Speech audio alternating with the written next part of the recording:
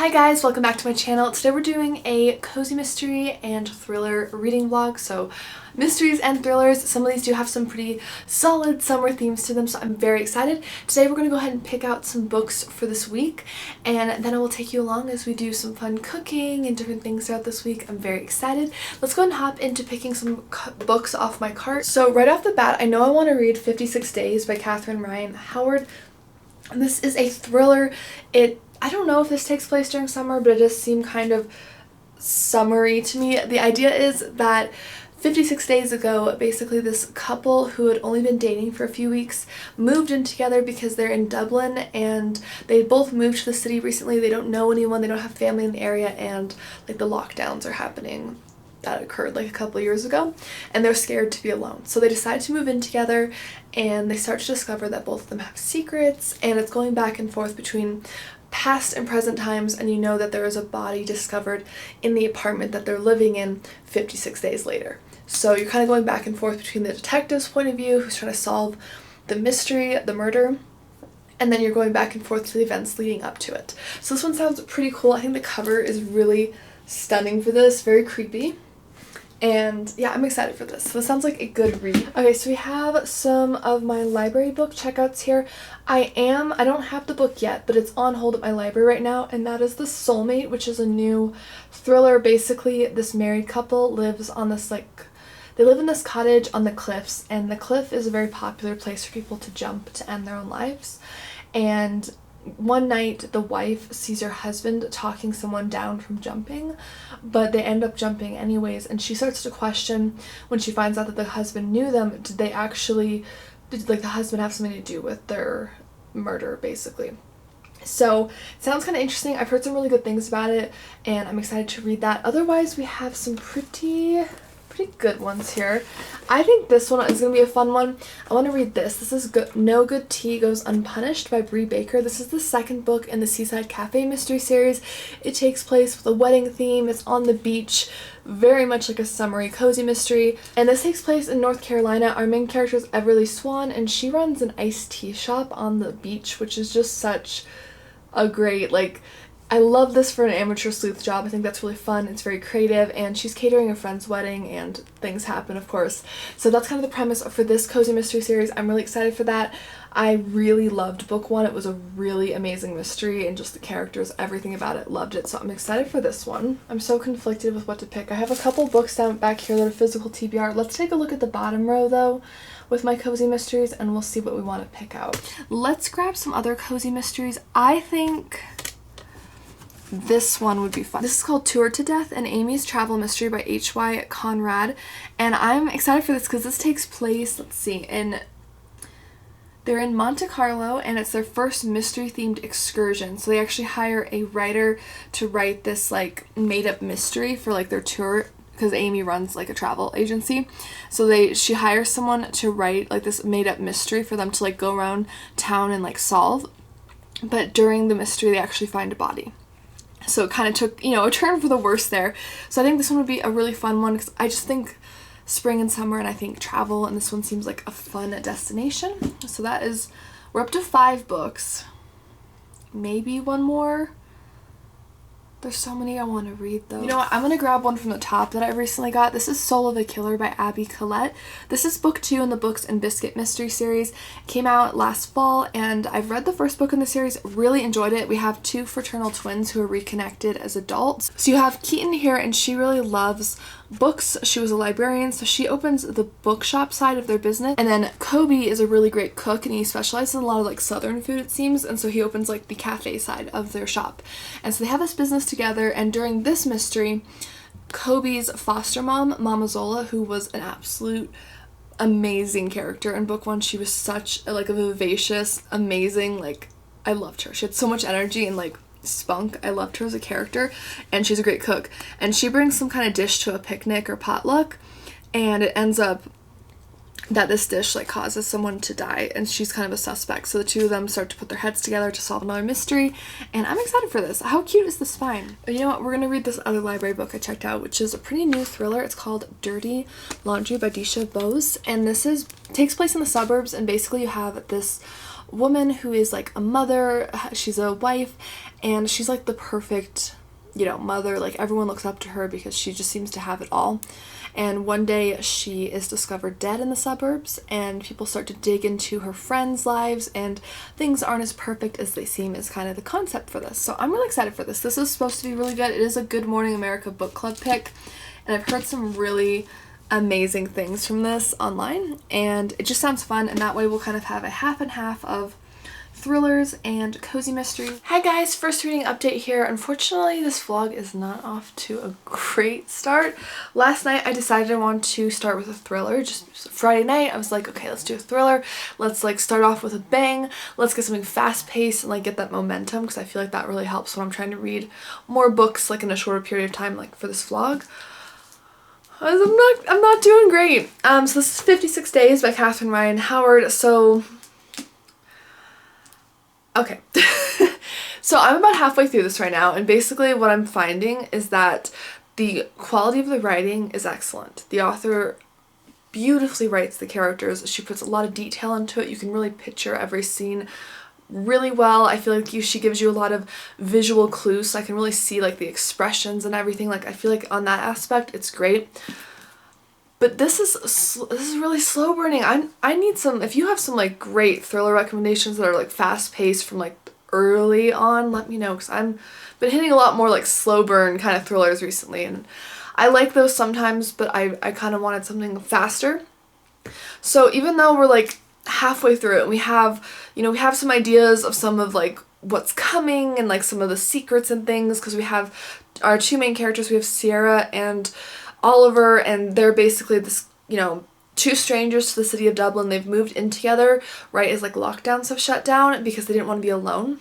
And we're discovering, as is the case with most thrillers, they both have secrets and whatnot. So, you know, I'm intrigued. Like I want to know more. I want to know what the reveal is going to be. I have some suspicions, but I'm not excited by those suspicions. I feel like if my suspicions are right, it's going to be kind of like, well, that was sort of obvious. Like, I don't know. I mean, we'll see. So basically right now all I've got is that the pacing for this is kind of slow. It's dragging. I like the detective on the case because we're going back and forth between both people in the couple, so Sierra and Oliver, at different points of time, and then we're also going into the present where the detective has found a body in Oliver's apartment where the two of them were staying, and they're trying to piece together the clues and stuff that led up to that. So I have to say, especially for juggling 3 different people's points of views and multiple timelines for some of those people as well, the author, I mean, her, like I said, her writing quality is fantastic. Like, I love her writing style. It's very easy to follow,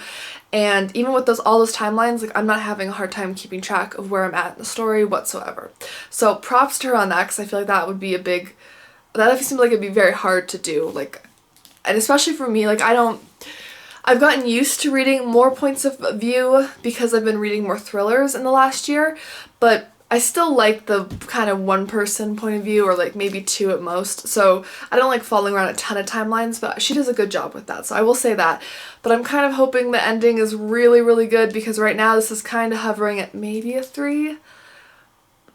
But if my suspicions are right, like if I guess the ending already and it's not like a exciting reveal, I'm going to I might have to rank it below a 3, which I always feel a little bad about, because I know someone put a lot of love and heart into their book, and it's just, you know, it's not going to be for everyone. So we'll see if this ends up being for me as kind of a secondary read that has a very different vibe, and maybe one that I'm a little more optimistic about in general. I'm also reading No Good Tea Goes Unpunished by Bree Baker. I just started that this morning. I started the 56 Days last night, and it's Saturday morning right now. So I started this. I'm only 38 pages in, so I'm like 15% of the way into this book. So I don't have a whole lot to say about it so far, but this is quick paced. We're already, you know, really getting into it. I'm really enjoying Everly again. She is a great character. The wedding descriptions are really beautiful and like just perfect for this time of year, but I'm excited. I don't really have a whole lot to say about this so far, but it does give me those nice cozy vibes. Everly is very loyal and loving to her friends. I'm excited to see what she does in this mystery. We'll see. And this is going to be like my backup option in case the thriller isn't a big hit with me. I figure, okay, I've read one of the Seaside Cafe mysteries before. If book 2 is pretty good, because book 1 was like a 5 stars for me, so if book 2 is at least a 4 or 5 stars, at least I have this as like my backup vault to like keep my momentum going. That's my plan. So that is my little Saturday morning update for you guys. I'm gonna try to pop in a little bit later because I'm planning on doing some good reading today and maybe getting that thriller done. Okay, so I basically, after that reading update, went and sat down and just read the rest of the thriller because I was curious about it and I wanted to see how it would turn out, and I basically called everything. And the thing is I'm somebody who, if I can guess the ending, that's fine, because sometimes it frustrates me when I'm reading like a mystery or thriller and the ending is so like ungettable, like there's no way anybody could figure it out based on what you're given. And for me, if I can solve something, but there's still an exciting like reveal, like maybe more details are filled in and it's just still very suspenseful and like kind of a, you know, I feel like I get a gold star because I solved it, you know, kind of moment because I'm excited, then that's something. But for me, this was like the only theory I had about it and it was right. Like the author never swayed me. I never really had any other moments or red herrings or like anything where I was like, oh, it's going to be this instead, or maybe I'm not right. Like, I feel like a good reveal should make you question your theory at least once before it actually happens, even if you're right. That's my preference anyways. And this just, I like guessed all of it. And the thing about it too is I feel like the multiple points of view actually kind of killed the suspense at the ending for me, because we'd finally get like an exciting like nugget of information and I was like on the edge of my seat like, okay, here we go, and then it would switch to point of view. And I know for some authors, I've read books where that works and they're able to just keep you like page turning because you want to keep going, but for this one it was like I'd get this really exciting, suspenseful moment, and then it switched to another point of view, and I'm having to kind of like trudge through it, and I'm like, okay, great, like I'm not excitedly page turning. I don't know, like it didn't work for me. I really wanted it to work for me. I almost feel like, because I love the premise of this, I feel like this might have done better as a mystery. If the author had kind of, you know, changed the plot up a bit, of course, and if it had been marketed differently, I feel like the general premise of this and her writing style would lend itself really well to like a murder mystery kind of thing. And if she had like kind of just kept the skeleton of everything, but like, and taken it from like a mystery approach and really fleshed out the ending and not broken it up into so many bits. Because it felt like when I finally kind of had the ending, it was really short, but it's because we had all the other little bits like kind of leading up to the ending that were just broken up. So it kind of killed the suspense for me. That's what I'm saying. So I'm gonna give it a 2.5. Like I said, the quality of the writing in terms of like the descriptions and the characters and the setting, all that was really good, but I didn't love it. Checking in for another reading update. So I have an update on 2 different books. Let's start with No Good Tea Goes Unpunished. So I'm now another 100 pages in, so about 130 pages into this book. It's about 330 pages in total, so I'm a good chunk of the way through the book. The mystery is really heating up. I've gotten some interesting suspects that we've started to investigate as we've been going along. I feel so incredibly bad for Judy, who's Everly Swan's childhood friend who got married and, you know, her groom was killed. It's just, like, seeing Everly comfort Judy throughout this book has been really heart-wrenching. I'm enjoying the mystery. For those of you that like a bit of a romantic subplot, there is one that seems to be ongoing throughout this cozy mystery series, so that's a plus for some people. I think it's kind of cute, so I like it. I'm kind of interested to know more about this one character that keeps popping up. I'm hoping they're not involved in the crime, but I don't know for sure, so I'm kind of interested to see what that goes. But otherwise, we've had some good, the pacing's been good, there's been some action, there's been some interesting investigating, there's been some interesting moments. I'm really enjoying this so far. So far I'd give this about a 4 stars for my enjoyment level at the moment, but we'll see. Can definitely, you know, go up or down depending on what happens with the rest of the book. But so far, really enjoying this. Good series. I have also picked up another thriller just because I'm somebody who likes to mood read, so I typically have 2 books going on at the same time, if not 3 sometimes, because I'll have a nonfiction, which I kind of count as its own category. But this one is called Dirty Laundry by Disha Bose, and so this is a pretty widely talked about thriller right now, it looks like. And I don't know. I don't know how I feel about this. So we're following around 3 different women primarily. You have, make sure I get their names right.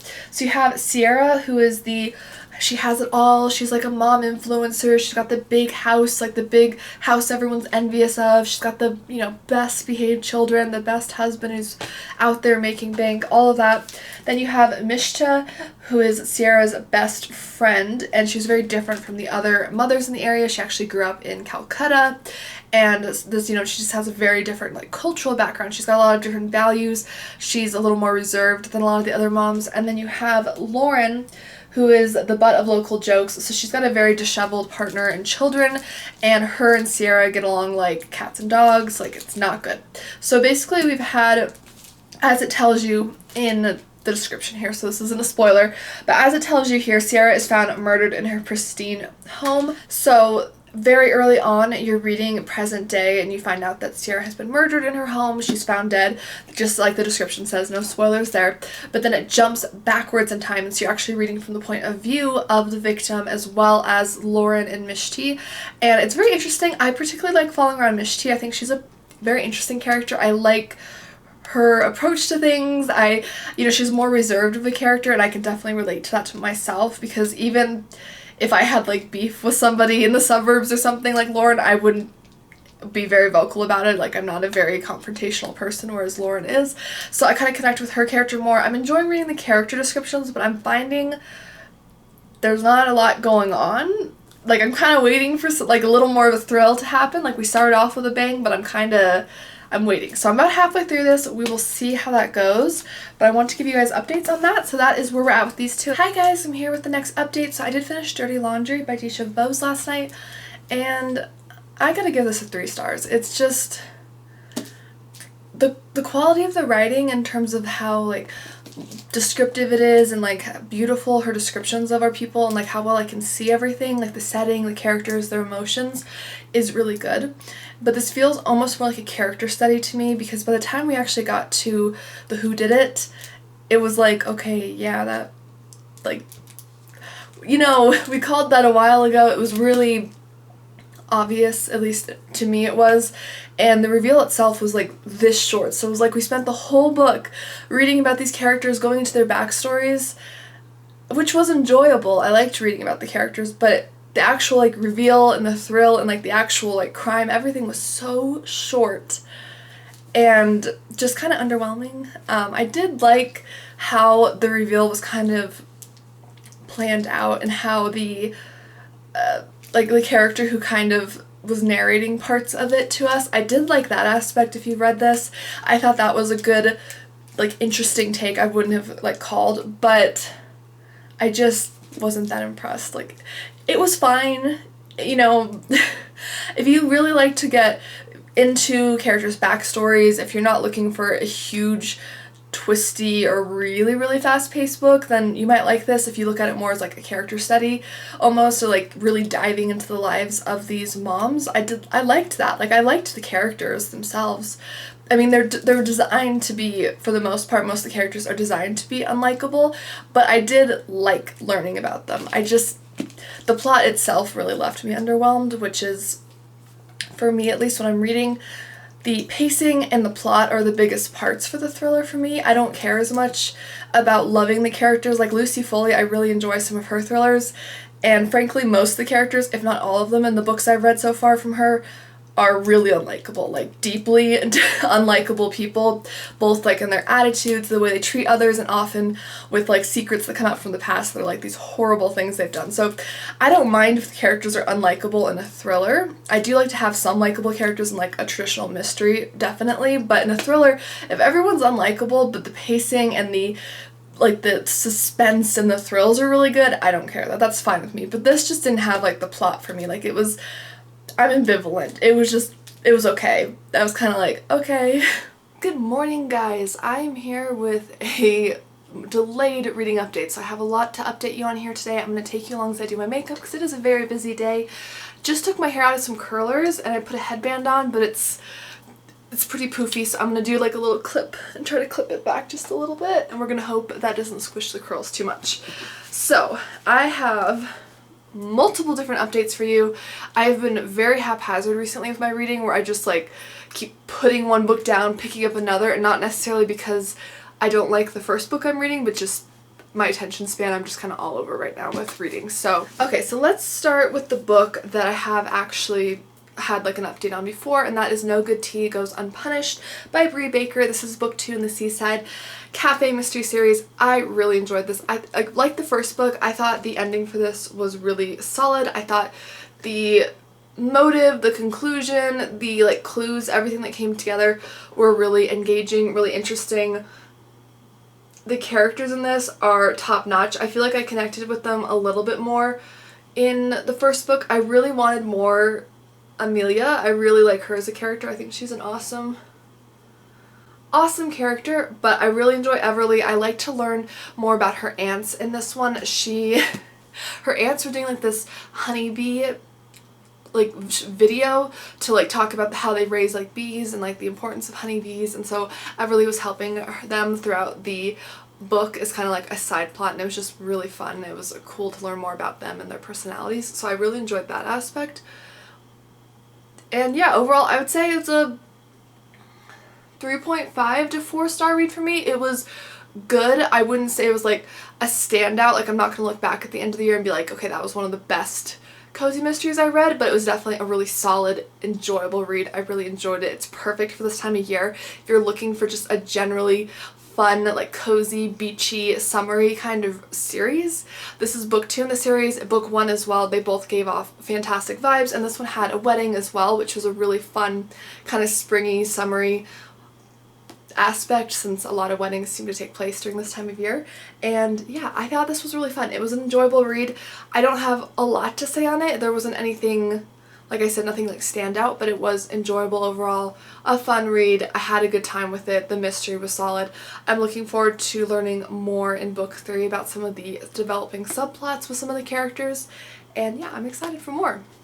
So the next one I started was The Soulmate by Sally Hepworth. So this is a very big thriller right now, and this one is one that I've been looking forward to just because it seems like it's being received well on BookTube overall.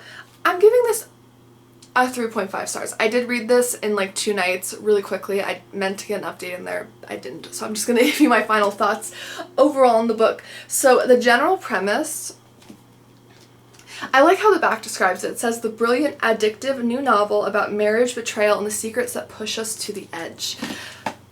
This was good. I liked the thriller premise. So you have 2 characters. You have Gabe and Pippa, and so they're a married couple with young children. They live in this like little cottage on the cliffside, as the cover here depicts. So they live by the ocean, really beautiful. It's like their dream place. They're new to town, which is kind of an interesting element for this. So they're kind of new to the area. They don't know a lot about it when they buy the house, but they discover that this house is located on the cliffside, and this is a popular place for people to take their own lives. So they didn't really know that going in. Pippa's not thrilled about that, as you would imagine. You wouldn't really want to live near a place with such sad connections, as well as having young children. She doesn't want them to be exposed to anything, like to see someone possibly do that, of course.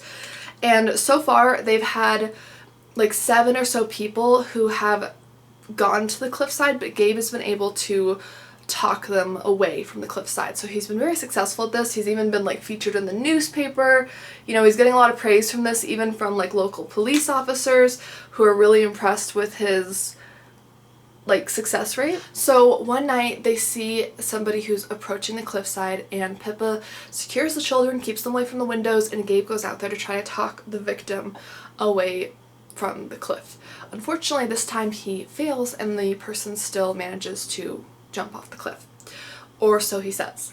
Pippa later learns that he actually knew the victim, and he had not mentioned this to her, which is kind of odd, because you think, you know, because he's very upset about not being able to save this person, and you think, you know, he would mention, oh, I knew this person, and he also doesn't mention it to police when they come, nothing. So it's very suspicious. She starts to really wonder about his connection to the victim and why he wouldn't just say something like, and admit it up front. She starts to worry, she starts to kind of dig. So it's very interesting because Pippa starts to really question Gabe. She starts to look into things. There's some different going back and forth between different timelines. So you kind of get to see some of their past actions and stuff that are being like told to you, and it's interesting. You really start to question characters, their motives.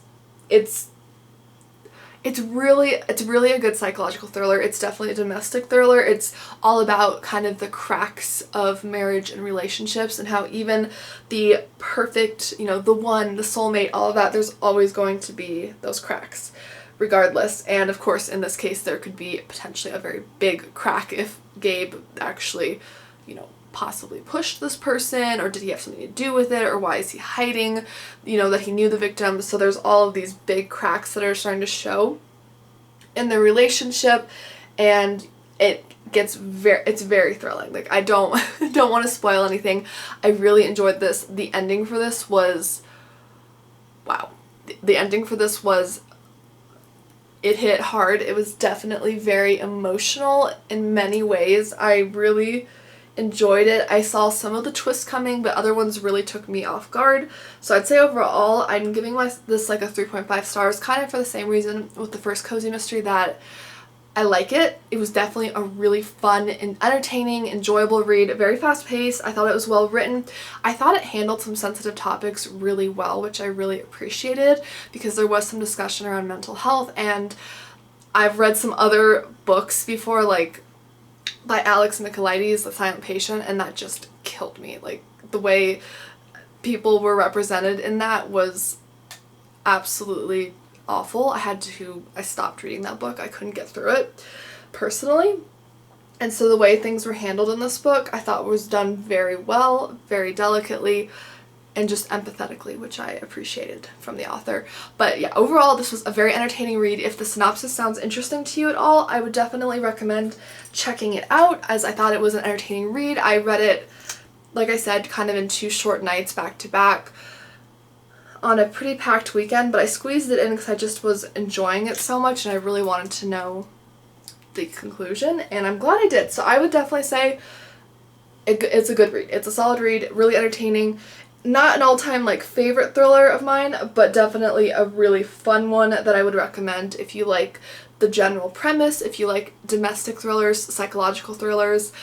I would check it out. Then I have Soul of a Killer by Abby Collette. This is book 2 in the Books and Biscuit mystery series.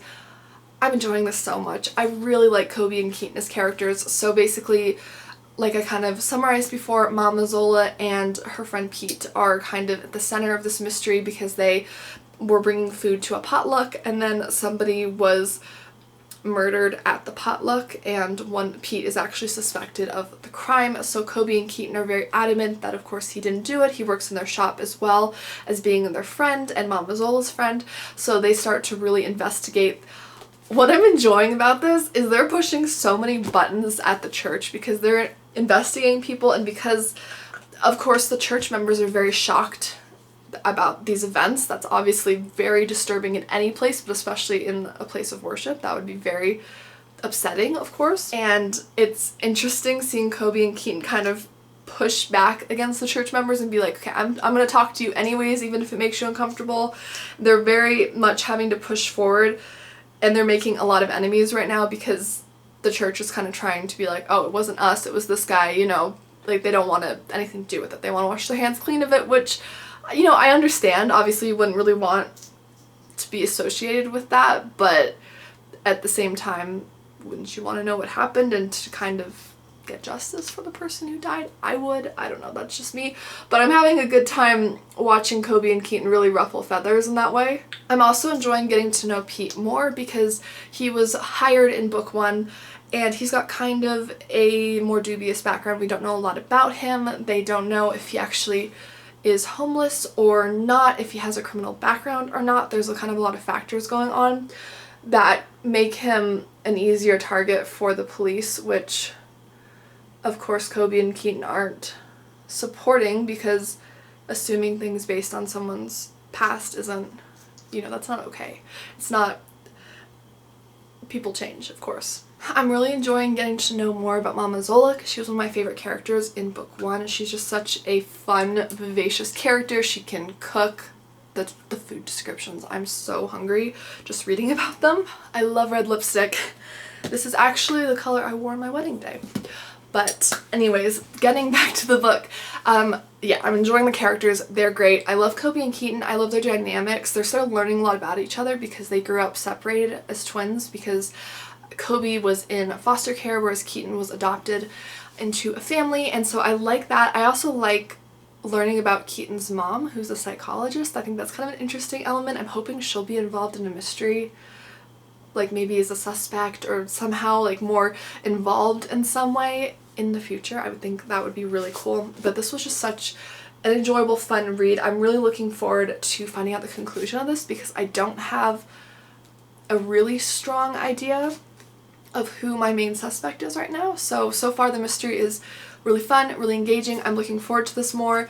I have never heard of this. Let me know if you have, but there's a recipe for Mama Zola's hot water cornbread, which is just, you know, you make cornbread with boiling water, but I've never really heard of that, and I'm really interested in that. And then we have a killer peach cobbler and Billy Ray's oxtails. I don't know if I've ever eaten oxtails, but they sound amazing. I mean, white onion, seasoned salt, black pepper, garlic powder, onion powder, soy sauce, and garlic cloves. How could that go wrong? That sounds delicious. So I'm very excited. This book has been going really well, and that is this massive update. Let's go and throw on the earrings and complete this look. Okay, I think this is the finished look. I feel very sparkly, which is exactly how I want to feel most days, honestly. So thank you guys for sticking around for my get ready, and let's go ahead and hop into some food preparation. I'm going to be cooking some food ahead of time for Father's Day. I've had a couple of requests to make certain dishes, so I'm going to be making deviled eggs, which I've made before in a vlog, so I'll probably just show a little bit of that in this one. I'm going to be making a homemade potato salad. I haven't made potato salad before. It's something that I don't eat super frequently, but I do enjoy, so I'm really curious. I found a recipe. I can link the recipe for the potato salad down below if you're curious. That will be some of the food prep I'm doing to get ready for Father's Day. So excited for that. I'm going to take you along with me now.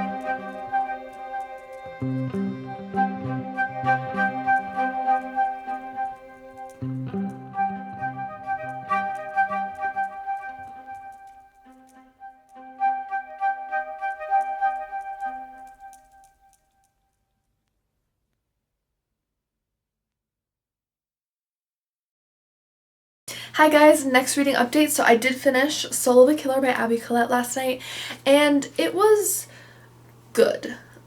But it wasn't as good as book one. I will say that. I did enjoy it. I don't regret reading it. I had a great time with Kobe and Keaton and Mama Zola. Those are just such amazing characters. I really love the characters in this series.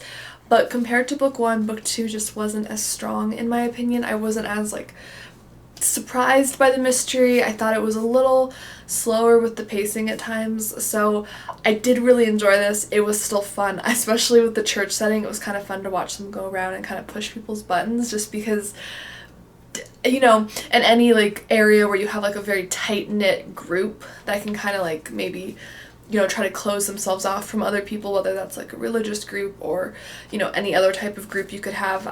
It's kind of fun to see that, because it was very, the way the church operated, some of them were very cliquey, I guess you could say, which of course isn't representative of all churches, but in this case it was, and it was kind of fun to see Kobe and Keaton have to really push, you know, to get through to people and to be able to talk to people and interview people. So I did enjoy that.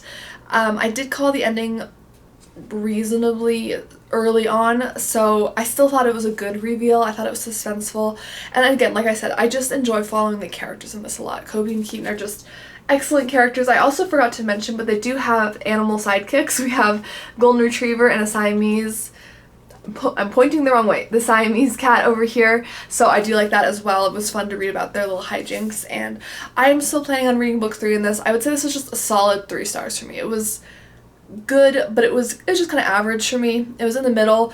I definitely enjoyed reading it. It was fun. I don't regret reading it. I'm looking forward to the next book in the series, but it just wasn't my favorite, personally. So those are kind of my thoughts on that.